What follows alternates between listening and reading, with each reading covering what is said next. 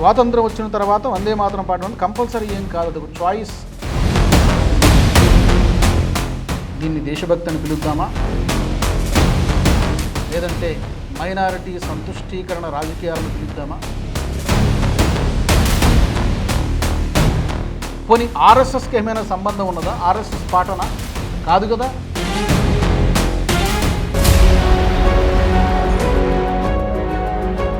నమస్తే, welcome to view point.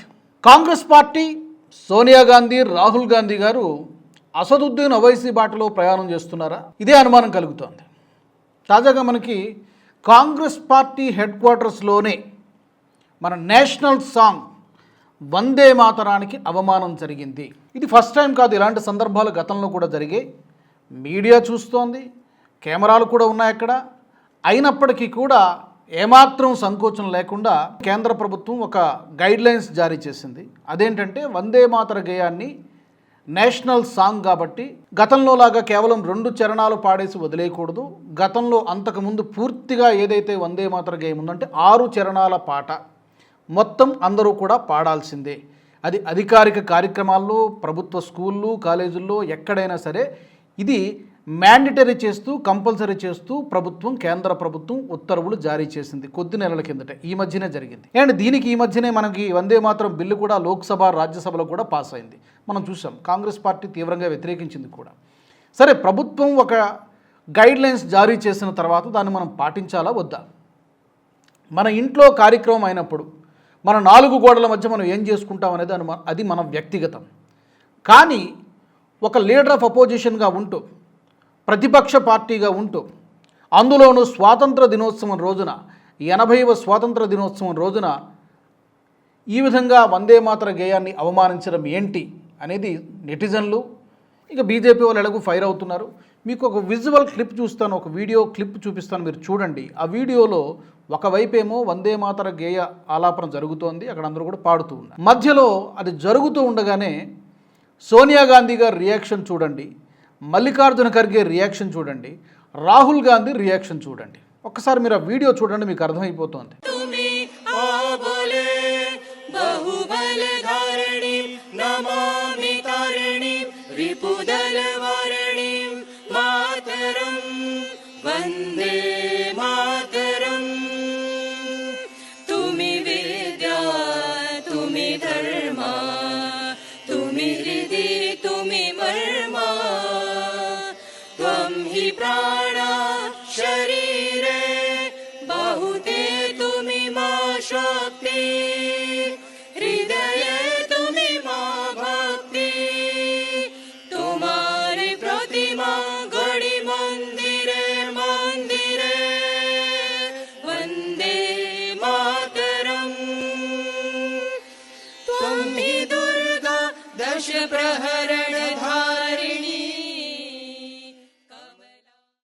చూశారు కదా, ఒక 2 నిమిషాలు నిల్చోలేరా?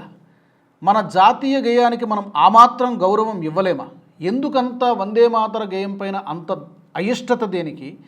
అదేమైనా పాకిస్తాన్ నేషనల్ సాంగా, బంగ్లాదేశ్ నేషనల్ సాంగా, లేకపోతే పోనీ మీకు రాజకీయ శత్రువు, ప్రత్యర్థి అయినటువంటి బీజేపీ పార్టీకి ఏమైనా సంబంధం ఉన్నదా? లేదు కదా. పోనీ ఆర్ఎస్ఎస్కి ఏమైనా సంబంధం ఉన్నదా? ఆర్ఎస్ఎస్ పాటనా? కాదు కదా.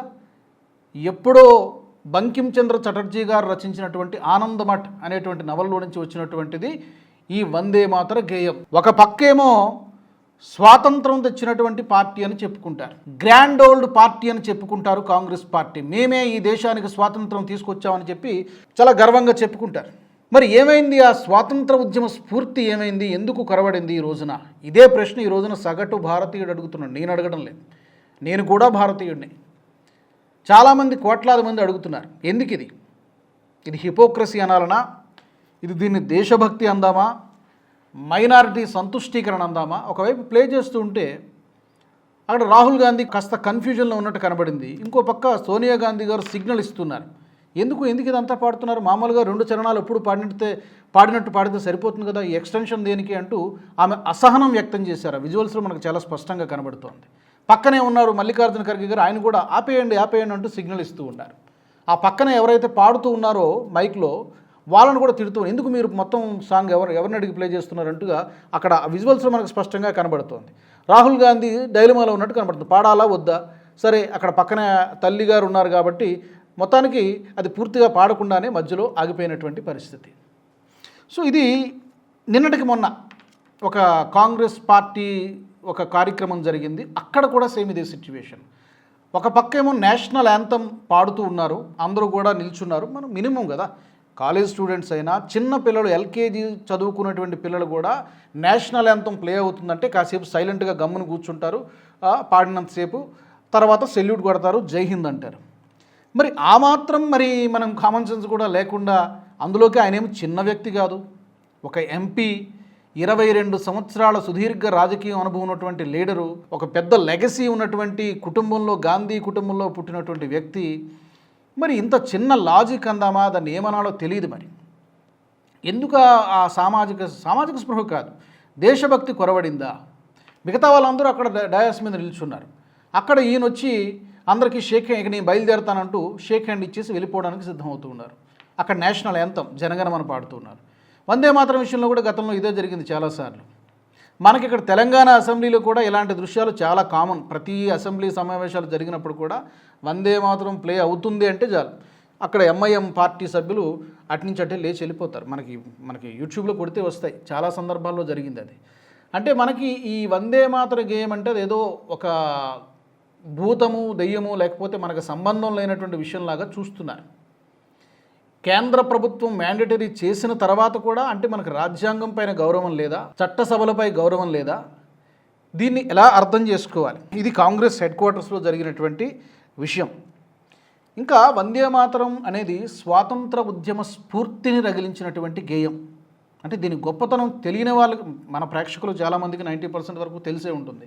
బట్ అగైన్ సందర్భం వచ్చింది కాబట్టి, స్వాతంత్ర ఉద్యమ స్ఫూర్తిని రగిలించినటువంటి గేయం. ఆ రోజుల్లో బ్రిటిష్ వారు మనల్ని అణచివేస్తున్నటువంటి రోజుల్లో కులము, మతము, ప్రాంతం, వర్గాలు వీటన్నిటికీ అతీతంగా అందరి నోటి నుంచి కామన్గా వినిపించినటువంటి గేయం ఏదైనా ఉన్నది అంటే అది ఈ వందే మాతర గేయం.